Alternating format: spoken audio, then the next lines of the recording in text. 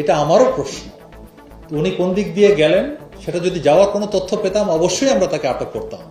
এখন উনি কিভাবে কোন দিক দিয়ে গেলেন সেটা একটা প্রশ্নের বিষয়। কখন গেলেন সেটাও জানি না।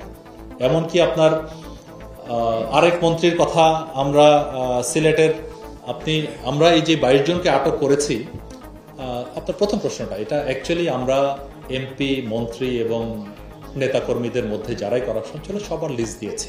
তবে বড় দু একজন মানে বেনাপোল সীমান্ত বলেন, ভোমরা সীমান্ত বলেন, দর্শনা, আখাউড়া, তারপর সিলেটের একটা দোনা যেই বিওপির ওই দিকের একটা দুর্গম জায়গা, এই জায়গা দিয়ে যেটা সাবেক বিচারপতি মানিক ধরা পড়লো, এদিকের মানে যেসব জায়গায় যাওয়ার সম্ভাবনা সব জায়গায় আমরা ওইভাবে চেক করে আমাদের সর্বোচ্চ চেষ্টা করছি, এক্সট্রা ভিজিলেন্স রেখে, এক্সট্রা পেট্রোলিং এর মাধ্যমে। এখন ওই কিভাবে গেছে এটা আমারও প্রশ্ন। আরেকটা হলো যে ভারতের সাথে তো আমার জানা মতে একটা আমাদের মানে বন্দি বিনিময় চুক্তি বা এই ধরনের একটা চুক্তি আছে।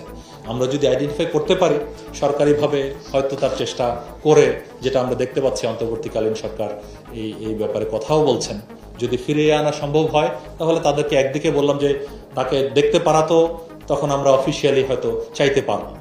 আর এখন থেকে যেটা আপনাদের কাছে আমি অনুরোধ করেছি, যে কোনো ধরনের তথ্য আপনারা খেয়াল করে থাকবেন। 6 আগস্ট থেকে আমি টিভিতে স্ক্রল দেওয়া শুরু করেছি বেশ কয়েকটা মোবাইল নাম্বার দিয়ে, যে পালানোর ব্যাপারে কোনো ধরনের তথ্য কারো কাছে থাকলে আপনার এই নাম্বারে জানান। তারপরে বলেছি যে লিস্ট ইজ নট কনক্লুসিভ, লিস্টের বাইরেও অনেককে, মনে করেন আপনার একজন নেতাকর্মী পেলাম তার এক পা নেই, আপাত দৃষ্টিতে সে বলল আমি তো ইনোসেন্ট, নামটা আমি দেখে বলতে পারবো ইনোসেন্ট, আমার কোনো কিছু নেই। পরে দেখলাম অত্যন্ত করাপ্ট একজন দুর্নীতিগ্রস্ত একজন নেতার সে মেইন কোষাধ্যক্ষ ছিল, সে ওই লিস্টে ছিল না, তাকেও আমরা আটক করে পুলিশের হাতে দিয়েছি। সো এরকম ভাবে কাউকে ছাড় দেওয়া হয়নি।